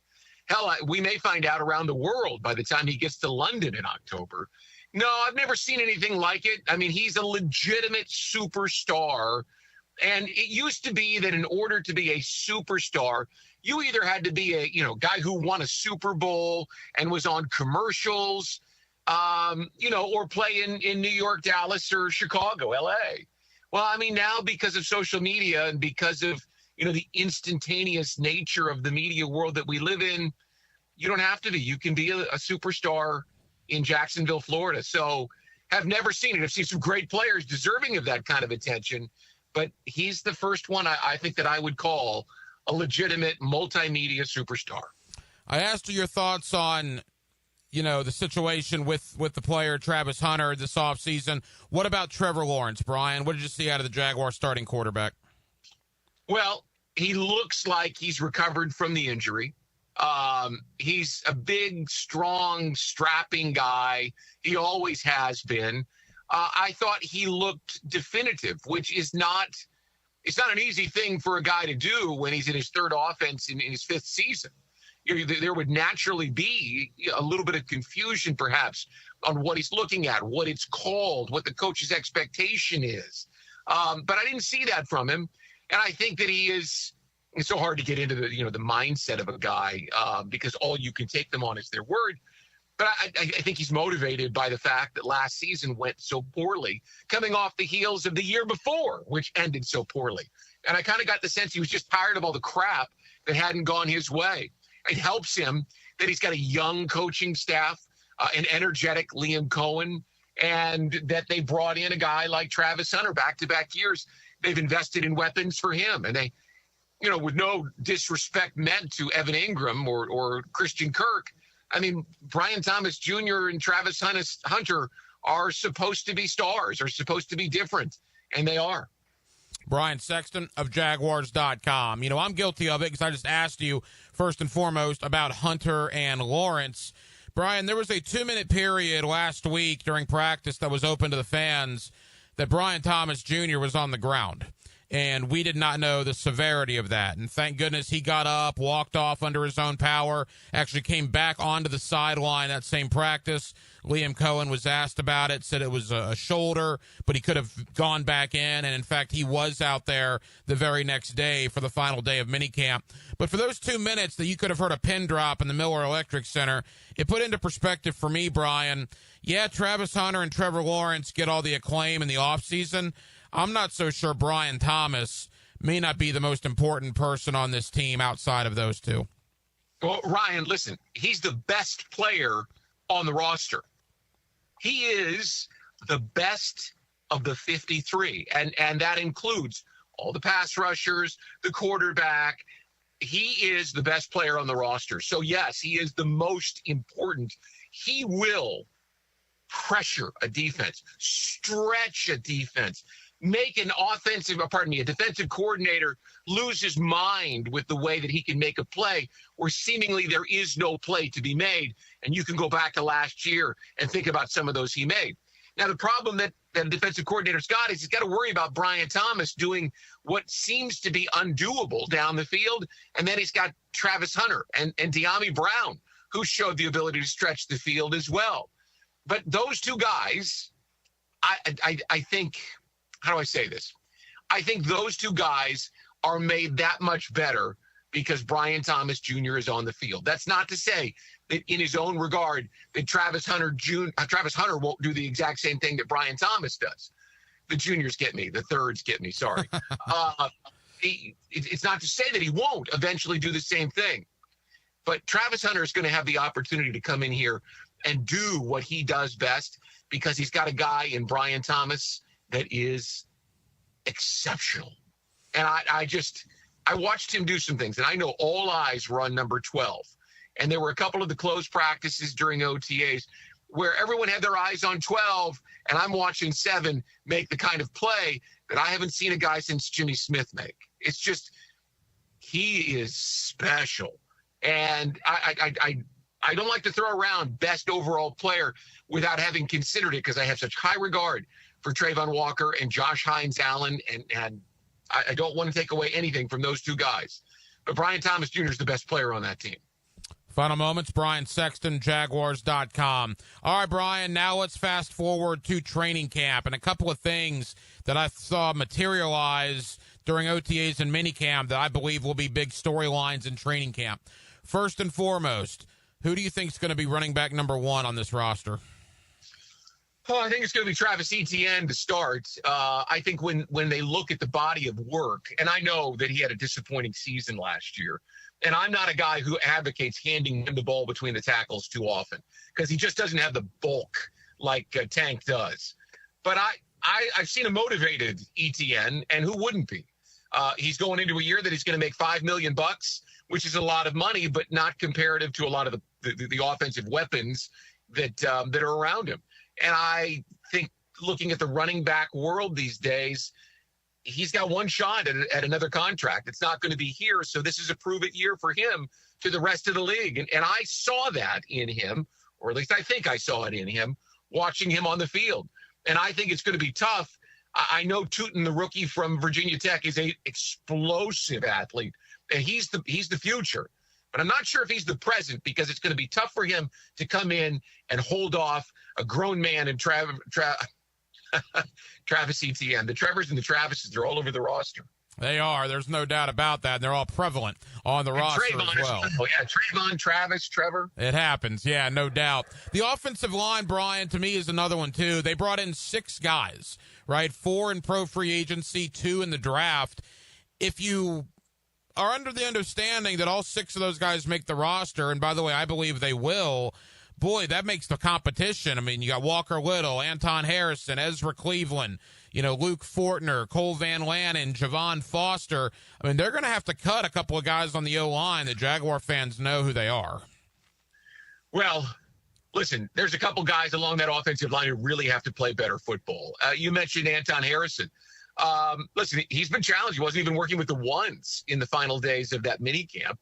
He is a supremely talented guy. He's got the length. He's got the power. I think he's got the footwork. He's shown us at times that he is a guy who could play left or right tackle. He's that capable, but he hasn't been consistent. Now, the shoulder and the knee in his first 2 seasons have caused him some problems. But I think this coaching staff is going into it saying, listen, you're a first-round pick. You need to prove it if you're going to be the guy on the right side. Same thing with Walker Little. I think he's going to be pushed by Fred Johnson, who's maybe the biggest offensive tackle, and that includes Baselli, that the Jaguars have ever had. I mean, this guy's shoulders, they're as wide as my car. I mean, and he's got incredible length. I think playing in Philly, maybe he has forgotten the heat and humidity that he once encountered when he was at Florida. He didn't look like he was necessarily in the best shape during minicamp, but I trust that over the summer between now and training camp, he'll be ready to go. I think Walker Little's got to do the same thing. And let's be honest, when Walker Little has been in the lineup, he hasn't been able to stay there. He hasn't either played well or he's been injured. So the tackle positions in particular to me are very interesting because I think you can say, well, Harrison and Little are the guys, don't be so sure. This group comes in and they've cleaned it up. They're going to look at everybody, and they've gone and brought some of their own guys in here. I wouldn't be surprised if neither one of those guys is the starting tackle. Whew, that would be interesting, no question about it. And I do agree there are battles to be had on the O-line. All right, Brian, in our final moments, I think safety is another one, right? You look at the numbers at safety. All right, Ransaw is going to be here. He was a third-round pick. They brought in Eric Murray. Rayon Lane may be a question mark in round 6, but they like him. And then you still have Dewey Wingard, Daniel Thomas, Darnell Savage, Antonio Johnson. There's too many guys and not enough roster spots. Well, so I think when you look at the kid from Navy, you're talking about the next Daniel Thomas. You're talking about the next Dewey Wingard. Those guys who are elite special teams performers. They love him for that. I wouldn't look at him to be on the field in a starting capacity. Listen, I think you got Murray that you paid. You brought him in because he's a stabilizing factor. I think he's going to start on one side. Don't be surprised at all if Caleb Ransaw is not in that lineup. If not the first Sunday of the season, certainly by the second month of the season. If you watched him, and I know that you were there on the sidelines watching, this is a guy with really, really good ball skills. He's got great feet. He's got recognition. He can do it all. He is a really good football player, and proof that you don't have to play at a Power 5 school to be an NFL player. This guy's got the skill set that they want on the back end. If he's not ready, well, that's what you've got Dewey Wingard for. Although, Antonio Johnson, who really struggled last year, and, of course, who didn't in that defense? But in this defense, I thought he had a pretty good summer as well. The good news for them is, and you mentioned Darnell Savage, they've got names, and they've got guys who can play. So let's find out who among them is ready to take that next step. But Ransaw looks like a long-term starter. They really like him. I mean, they think he is a tremendous football player. So whether it's Murray or Dewey or Johnson, they've got some bodies back there. They're not bereft of talent. They've got some things they can work with. All right, Brian, leave us with this. Final question. I think I ask you this every year. Heading into training camp, was there a guy or two that maybe Jaguar fans don't know who he is, an undrafted free agent, someone along those lines, that you think Jaguar fans will know who he is pretty quickly in training camp? Well, listen, it's not a sexy position, but Wyatt Milam, the offensive tackle who's going to be a guard in the NFL, the kid from West Virginia, man, he sure looks the part. Mm-hmm. You know what I mean? He's just big and strong, and his feet are really good. Of course, you'd expect that. A guy played left tackle and was the best left tackle in the Big 12 Conference for a couple years in a row. How long it takes him to get in the starting lineup, I don't know, but it won't be very long. He looks like a guy you could plug and play, and I think Ezra Cleveland's one of those guys that you might see him going somewhere else before the start of the regular season. On that side of the ball, he just looks terrific. And listen, it's not a name that nobody knows, but I want to throw it out there because I asked Josh Hines-Allen in particular about Mason Smith and whether he had put in the work and was showing the progress that he needed to. Let's be honest. Trayvon Walker and Josh Hines-Allen have had to work for every sack they've gotten the last 2 years because there hasn't been a consistent push up the middle. The quarterback can step up into the pocket as these guys come around to the outside because there hadn't been a defensive tackle pushing a center or a guard into the quarterback and forcing him to scramble into the arms of 41 or 44. Mason Smith is a big stud of a physical specimen. I mean, he is just big and strong. Looks like Chris Jones in terms of his physique. And I've seen him move like Jeffrey Simmons. That's high praise. I mean, if this guy puts the work in, he can be a hell of a football player. And Josh Hines-Allen said so far, so good. He'd had a good spring. He had worked hard. He had asked a lot of questions. He had talked to Josh and Trayvon throughout the time when they weren't all together and thinks that he's ready to take a big step. Well, listen, that would be music to Tony Baselli and James Gladstone and Liam Cohen's ears because this guy's a second-round pick. And if he hadn't gotten injured, might have been a first-round pick. So if he's ready to play this year, he is a linchpin for that defense because you've seen it too, Ryan, on the practice field. He's a guy who can move people, and that's important for the pass rush. Brian Sexton, Jaguars.com. Brian, enjoy this next month or so. Hope you get away with the family for a little vacation, and I'll see you out there at training camp, my friend. Looking forward to it, Rye. Take care of yourself. Enjoy the rest of your summer also. Hello, you're on the air. There's more to 1010XL than radio. 1010XL is multimedia. All communication lines are clear. Twitter, Facebook, Instagram, TikTok, YouTube. Find 1010XL on your social channels. Blue here for the Blue Crab House, located right off of San Jose. It's on Jewington Creek Road. They've been around since 1996. Indoor-outdoor dining. Also, takeout is available at the Blue Crab House. Open 4:30 to 9, Tuesday through Saturday. Sunday, noon until 9. Remember, Tuesday, $2 margaritas. Wednesday, $1 oyster night. How about the blue crabs? How about my personal favorite, the Canadian snow crabs? Whatever it is that you fancy, you get it right there. The Blue Crab House. Hey, Tinsley, why don't we use EasyCater to order food for staff lunches? Because my 46-page acronym system is so easy. I just have to salad, stay alert to late arriving deliveries, pie, put in expenses, and Google Pie. Go out and get everyone's preferences and allergy information. That's supposed to be simple? No, simple is Steve and Irma and Margie prefer lasagna and empanadas. OMG. No need to make work life more complicated. Just use EasyCater, the easy way to get food for work. Hey, Hicken here, or just call me Dreamfinders Danny. For a limited time to ring in the new year, Dreamfinders Homes is offering an amazing 4.99% fixed interest rate. Now's your chance to lock down that rate and get in the game. You heard me right. It's 4.99 fixed interest rate on select move-in ready homes. Visit dreamfindershomes.com for sales event information and get in the game. Interest rate available on select move-in ready homes. Restrictions and limitations apply. Go to dreamfindershomes.com for more details. Frank Frangie here for Stanley Pools. If you're dreaming of putting in a pool this year, choosing the right company is the most important decision you'll make. I've trusted Stanley Pools to build my pool, renovate my pool, and maintain my pool. Stanley Pools has been the best in the business since 1988, and they're still family owned. Call them today at 904-269-7277 or find them online at StanleyPoolsFL.com. That's Stanley Pools, a family tradition of fine swimming pools. What's the weekend in sports look like? I'm 1010XL's Dan Hicken, and I'll give you my takes and weekend updates on YouTube and Facebook. Musings with the media mogul. That's right, motivated by Tucker Equipment Rentals in Neptune Beach. If you're ready to transform your yard with a fence that stands out, elevate your curb appeal with Superior Fence and Rail.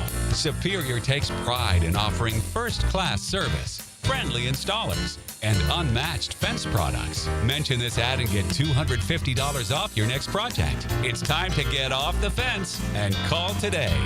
When you're on the fence, about the fence, SuperiorFenceandRail.com.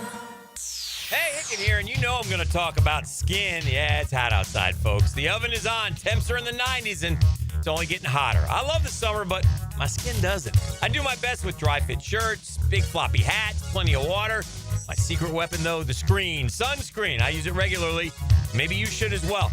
Look, I've also been seeing docs at Peaches Dermatology for years, and my skin thanks me for it. I'm telling you, it could save your life. Book your appointment today at PeachesDermatology.com.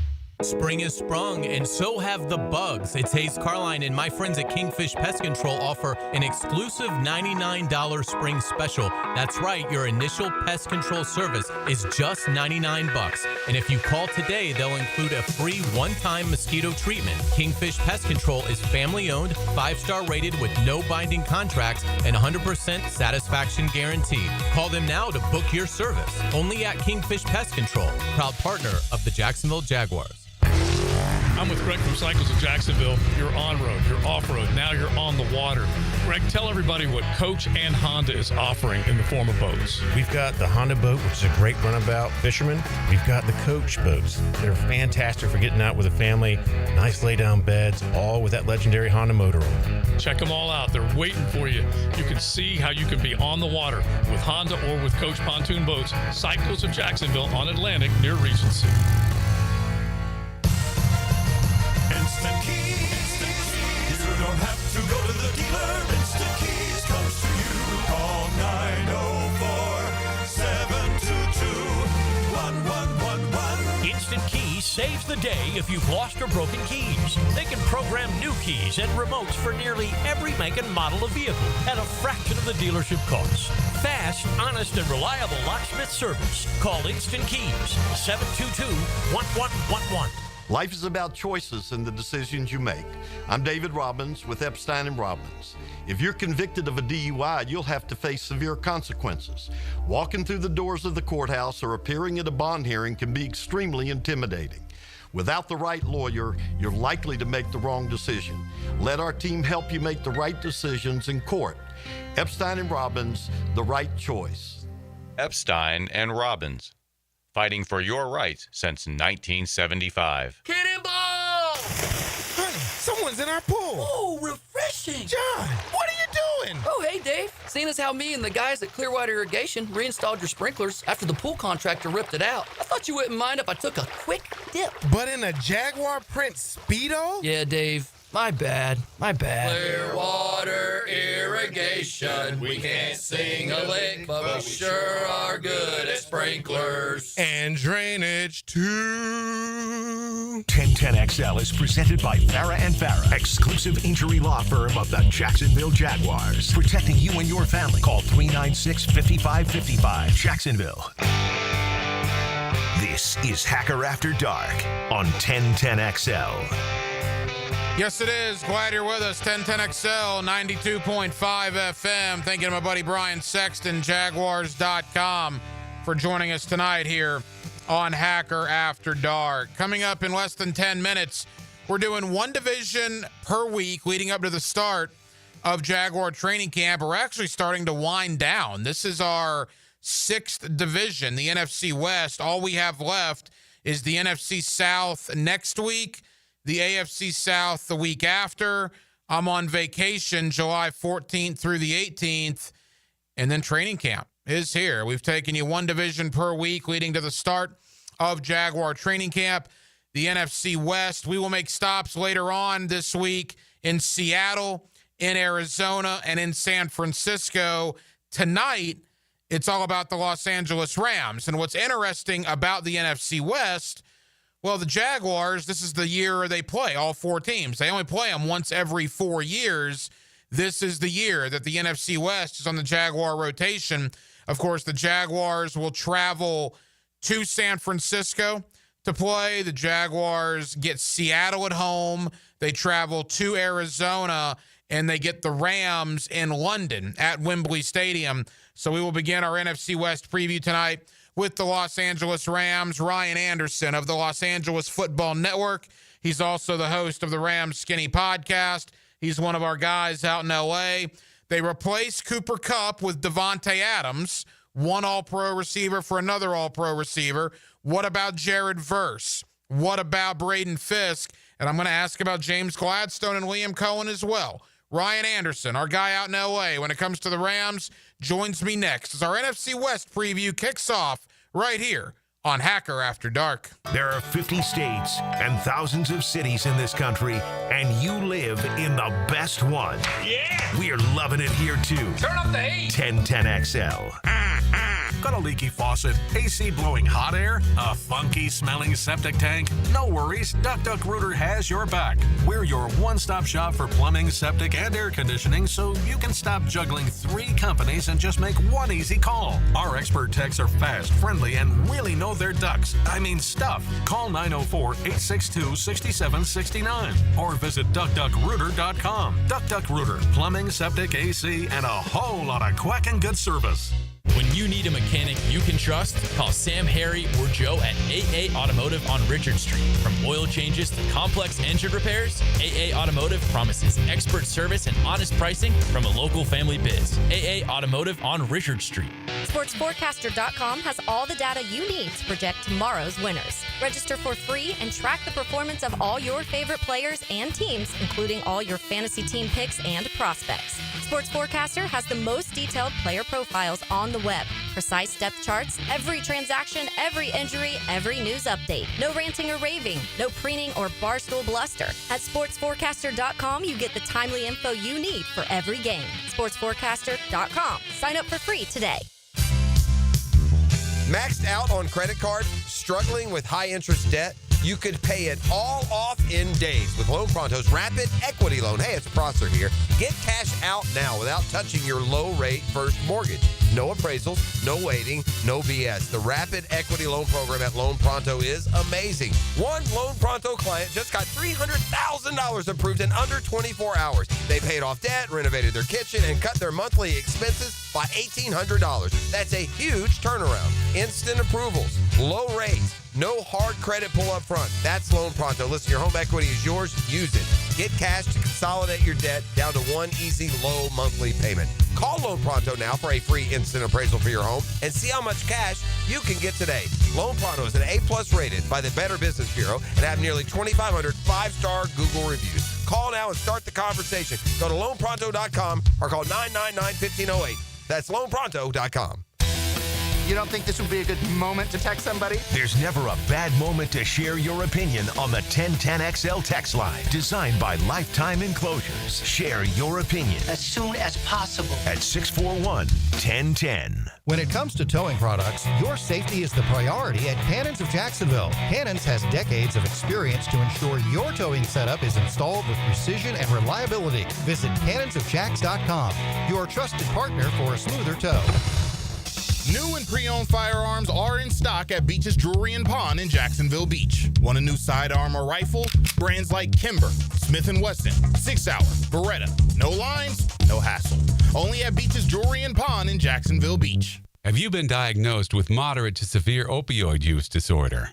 You may qualify for a new clinical research study. Dr. Ferdinand Formoso is now enrolling participants to evaluate the effectiveness of a non-opioid medication treatment option for OUD. Qualified participants will receive study-related care at no cost and may be eligible for reimbursement of travel and accommodations. To qualify, applicants must be 18 to 65 years old, have been diagnosed with moderate to severe opioid use disorder, and have not been on medication to treat opioid use in the last 3 months. The study lasts up to 22 weeks, with weekly visits during treatment. If you're ready to explore a new path forward, visit OUDstudy.com for more details and qualifications. Take the first steps and visit OUDstudy.com. That's OUDstudy.com. OUDstudy.com.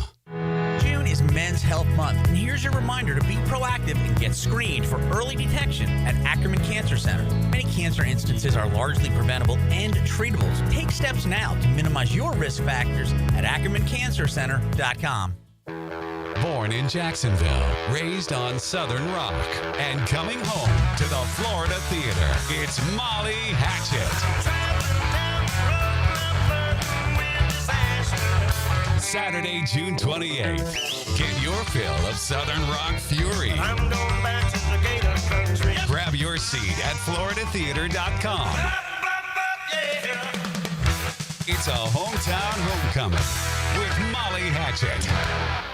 Registration is now open for the Circle K Greater Jacksonville Kingfish Tournament. Over $250,000 in cash and prizes available, with payouts up to 20 places. Of course, there's great prizes for lady anglers, and bring along your junior anglers as well. Register today at kingfishtournament.com.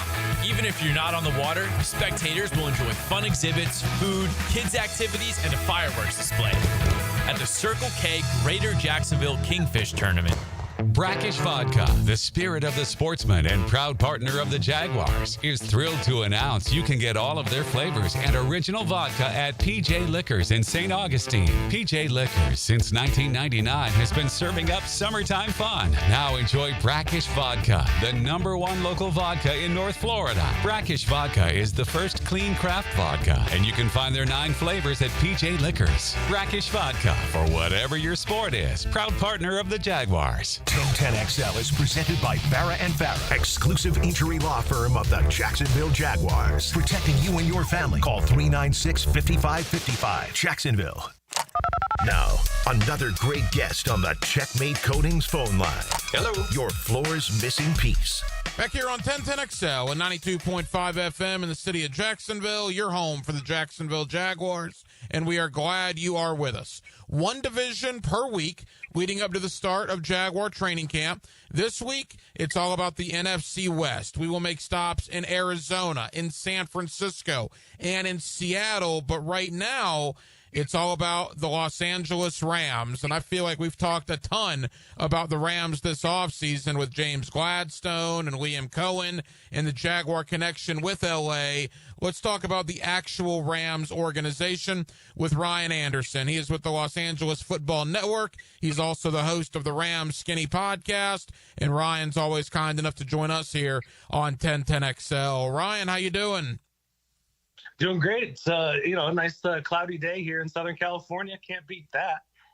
No, not at all. It's about 95 degrees and blazing hot here in Jacksonville. So enjoy a nice partly cloudy day. I wish we would get a couple of those. Quickly, before we talk about the Rams, though, James Gladstone, Liam Cohen, we've called it Rams East here in Jacksonville. I'm just curious, Ryan, from an L.A. point of view, how much have you guys kept track of what Gladstone and Cohen have been doing down here in Northeast Florida?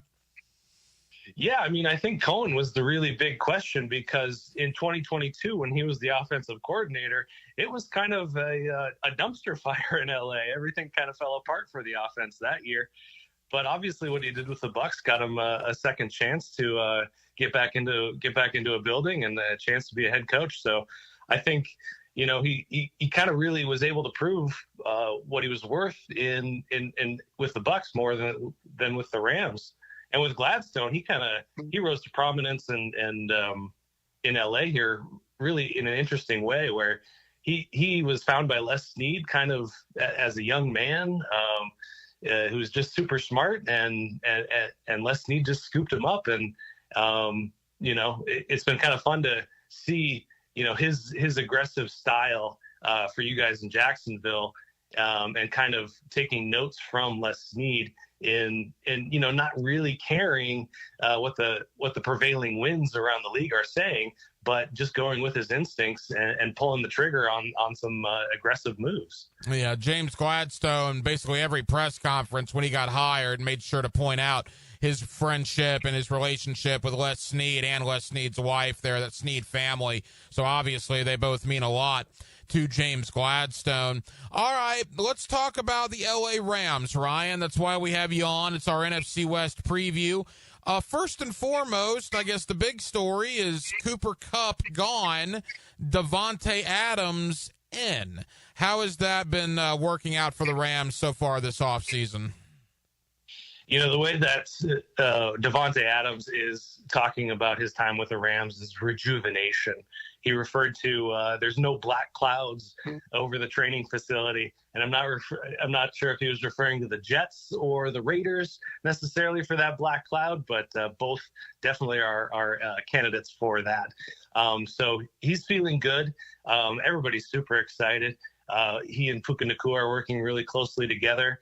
Sean McVay has just glowing reviews for what he's seen out there. Obviously, we're super early, just coming out of minicamp. They were out in Maui, not doing a whole lot of hard football work there. But, I think what Davante Adams still has is that first step off the line. And I think he's going to be able to get open. And I think one of the things that plagued the Rams last season was on third down and in the red zone. And he's going to be a huge help in that, just being able to get open in that short intermediary portion of the field, which Cooper Kupp did really well, but he had lost a step, and that was really evident in 2024. Ryan Anderson with the Los Angeles Football Network. He's also the host of the Rams Skinny podcast. He's one of our guys when it comes to the LA Rams, and he's kind enough to join us here on 1010XL. Ryan, you mentioned Sean McVay. He took them out to Maui. They called it Maui Camp. That's a really cool thing that the Rams did. What is it like to cover Sean McVay? He obviously, everybody wants the next Sean McVay. That's why, Zach Taylor and Matt LaFleur and Kevin O'Connell and now Liam Cohen, that Sean McVay tree is awfully large right now in head coaching circles. What is it like to cover him as the head coach of the Rams? It's a lot of fun because he doesn't have much of a poker face. He really wears his emotions on his sleeve, and he tries to keep secrets from us media, but he has a really hard time doing that. So he lets us into all of the secrets, and just him as a offensive mind, as a football mind, as a thinker, and as a phenomenal head coach, as a leader of men. Just a great example of all of those things. And so it's really fun to be a part in covering an organization that just has just one of the premier coaches, hands down across the board. And you look at kind of the rankings out there, and as Belichick's retiring, as other people kind of come and go, he's really in this place of prominence now. And I think as time passes, there was questions about his longevity as a coach, his interest in the media, and recently he said, I can't even think there's something else that I'd rather be doing. And so I think he's going to be in LA for more of an extended time. And I think we're going to see, how great of a coach he really is. Ryan, you mentioned Puka Nacua, Devontae Adams, obviously a good running game out there as well. All for Matt Stafford. How would you assess Stafford coming into the year as the Rams quarterback? There's a telling stat from last year that I'm gonna point to. Under pressure, he was one of the worst quarterbacks in the league last year.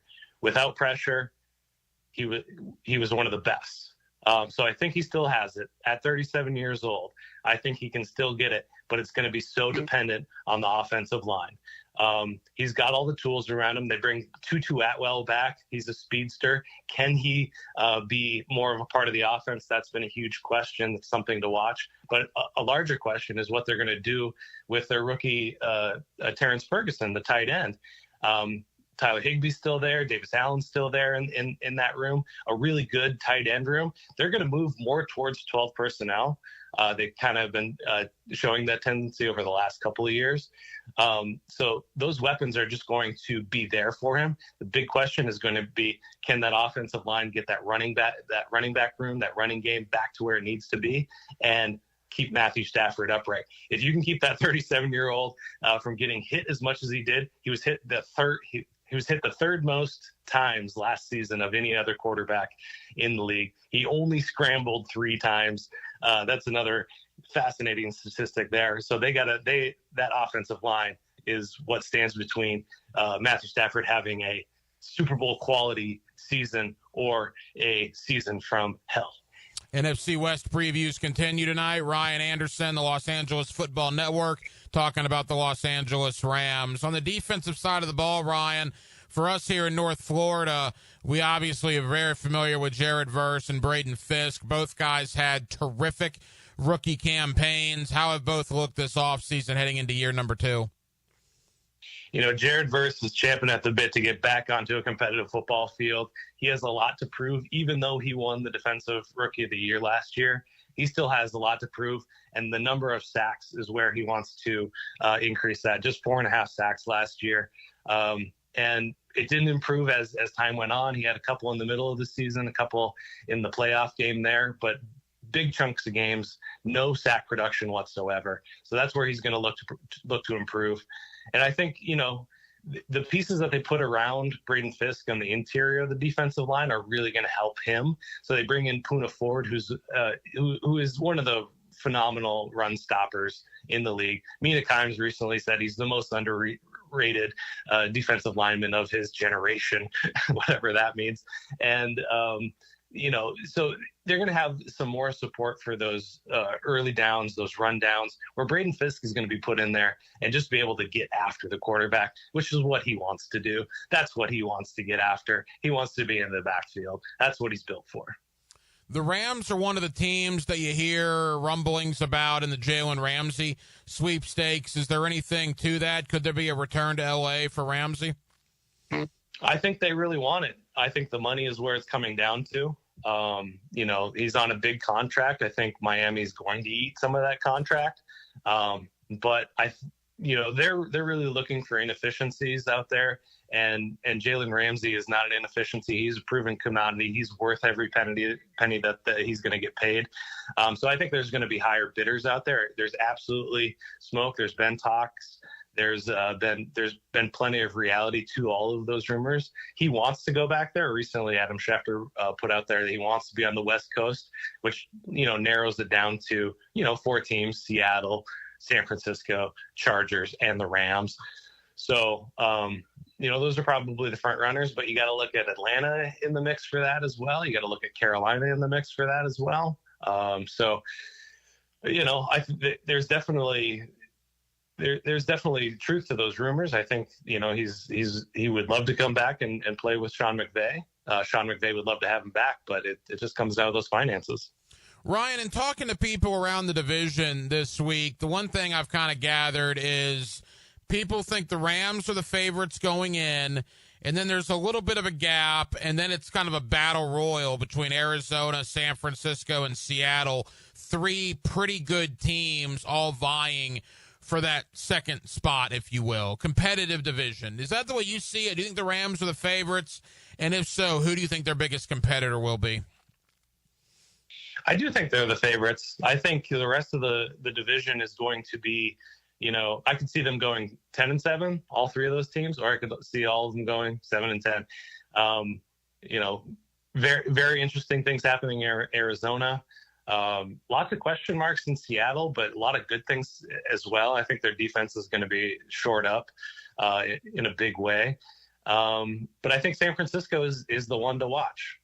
They're the one that's going to be kind of boom or bust this year. And we've seen it with Shanahan. Shanahan's going to, he's going to give his team every chance to be in that. But plenty of question marks to go around there on both sides of the ball. So I think the Rams are should be considered the favorite heading into the season to win that division again.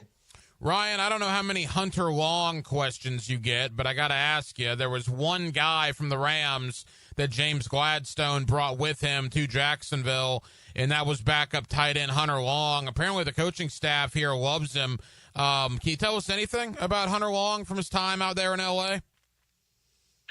In the time that he was able to get on the field, he really flashed some offensive potential. I don't see him as an inline blocker. But if you can kind of work him into some other packages where he ends up in the slot, or in third down packages where he's able to just pick up a first down and try to get some yak, I think that's absolutely something that he's prepared to do, and really flashed some of those offensive skills out there. Obviously an athletic guy, smart player as well. So I think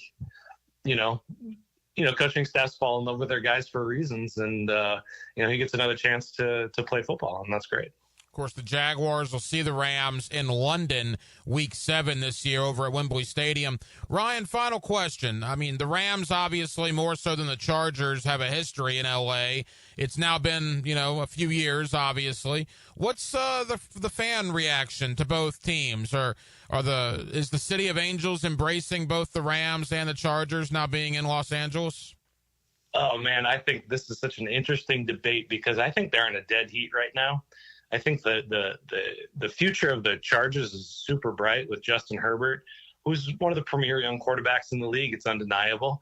Some playoff foibles, but that team is heading in a really interesting and good direction.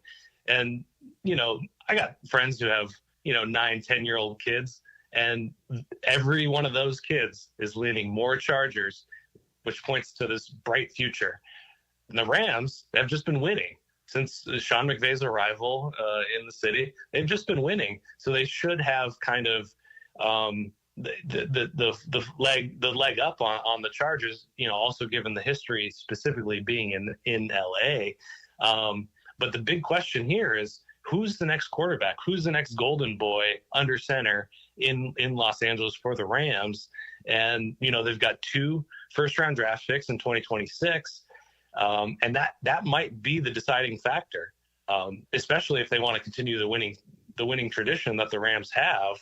The next quarterback after Stafford could really decide that. I think at the moment, I think the advantage is the Rams, a couple more fans than the Chargers. But the Chargers have done such a fantastic job at just kind of the PR and selling everything.